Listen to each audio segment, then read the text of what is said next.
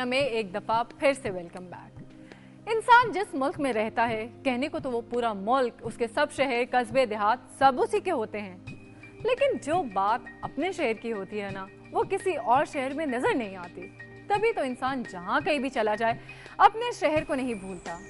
ہمارے ساتھ بھی ایک ایسی شخصیت ہیں جنہیں اپنا شہر بے حد پسند ہے۔ چلے آپ کو بھی ملواتے ہیں ان سے۔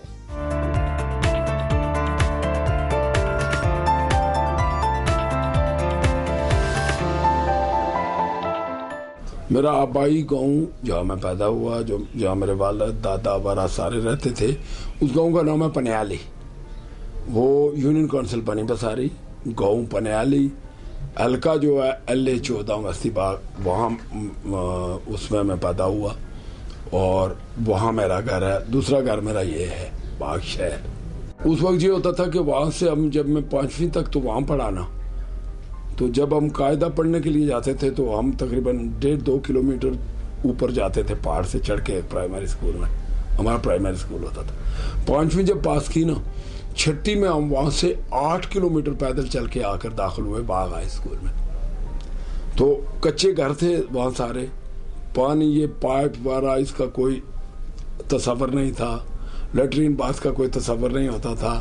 پیدل آنا پیدل جانا، لوگ ایک من آٹا جو ہے وہ کندھوں پہ رکھ کے گندم کا، تو 8 سے 10 کلومیٹر پیدل جاتے تھے، پیدل آتے تھے۔ اور پھر جب یہ پانی خشک ہو جاتا، بارشیں نہیں ہوتی تھیں، تو پوری رات عورتیں جو ہیں وہ چشموں میں بیٹھی ہوئی نمبر لگا کے لالٹینیں جلا کے رات پوری، اور صبح کے وقت 6-8 گھنٹے کے بعد کسی کو آدھا گھاگھر پانی ملتا تھا، وہ سر پہ رکھ کے آتی تھی جاتی تھی۔ یہ زمانہ تھا۔ اس وقت تو لوگوں میں محبت تھی، لوگ ایک دوسرے کے ساتھ آتے تھے جاتے تھے رہتے تھے۔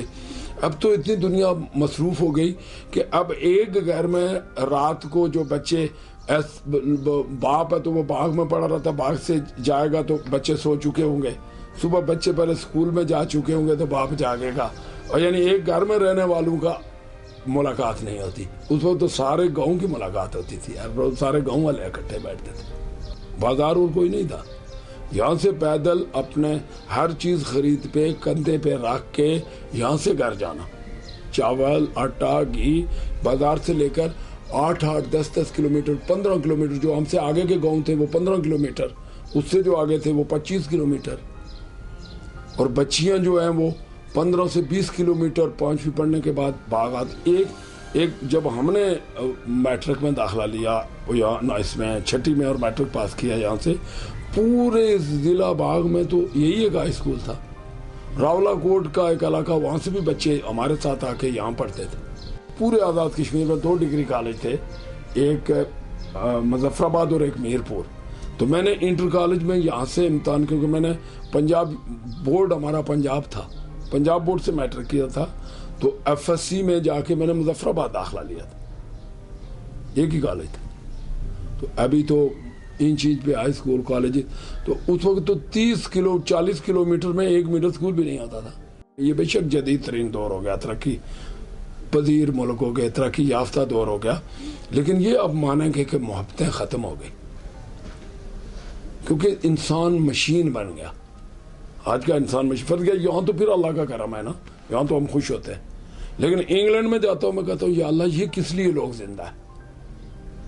انگلینڈ میں کیا، مجھ سے لوگوں نے سوال کیا کہ آپ کو یہاں اور وہاں میں کیا فرق ملا، پاکستان اور انگلینڈ میں۔ میں نے کہا مجھے تو پاکستان اچھا لگا، میں دعا کرتا ہوں کہ کس دن واپس چلا جاؤں، اور میں دعائیں کر کر کے واپس آیا۔ ویزا میرا ابھی تک ہے، اس کے بعد دوبارہ ابھی تک نہیں گیا۔ تو میں نے ان کو کہا کہ انگلینڈ میں زندگی لوگوں کو گزار رہی ہے اور یہاں ہم زندگی گزار رہے ہیں۔ میں اپنے نوجوانوں کو کہتا رہتا ہوں کہ تم وہاں جا کے دن رات جو محنت وہاں کرتے ہو اس کی 50% یہاں کر لو پاکستان میں، یہاں زیادہ عزت اور زیادہ وقار ملے گا، یہاں تمہاری زیادہ اپنا ملک اپنا ہے۔ میں تو جس دن وہاں سے واپس آیا تھا میں نے اس کو چوما تھا، میں نے کہا شکر میں واپس آ گیا۔ وہاں جب لنڈن میں بندہ کھڑا ہوتا ہے، لوگ مجھے سے سادہ آدمی تو یہ سمجھتا ہے کہ کہیں آگ لگ گئی ہے یا جھگڑا ہو گیا۔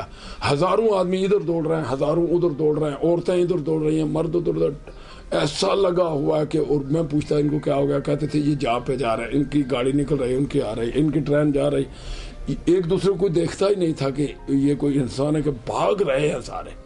ہمارا ملک, ہمارا لوگ, ہمارا علاقہ یہ اللہ کی نعمت ہے, اور ہمارے لوگوں کو, نوجوانوں کو اسی ملک کے اندر محنت کرنا چاہیے, زمینوں میں واپس جانا چاہیے, اس ملک میں اپنے وسائل جو اس ملک کے اندر ہیں ان میں محنت کرنا چاہیے, ان کو بروئے کار لانا چاہیے, اور یہ ملک انشاءاللہ جنت بے نظیر بن جائے گا. اپنے ملک سے کی ہے محبت, اپنے پہاڑوں سے کی ہے, اپنے لوگوں سے کی ہے, اور میں سمجھتا ہوں کہ میں نے لوگوں سے بہت محبت کی, اور لوگوں نے مجھے اس کا جواب 10 سے ضرب دے کے دیا.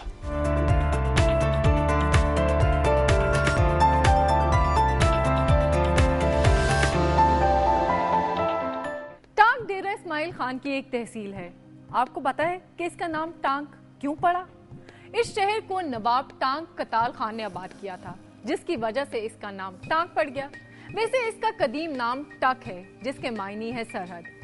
یہ چھوٹا سا شہر ڈیرہ اسماعیل خان شہر سے 42 میل کے فاصلے پر ہے. 1871 میں پنجاب کے گورنر سر ہنری ڈیورن نے یہی وفات پائی تھی.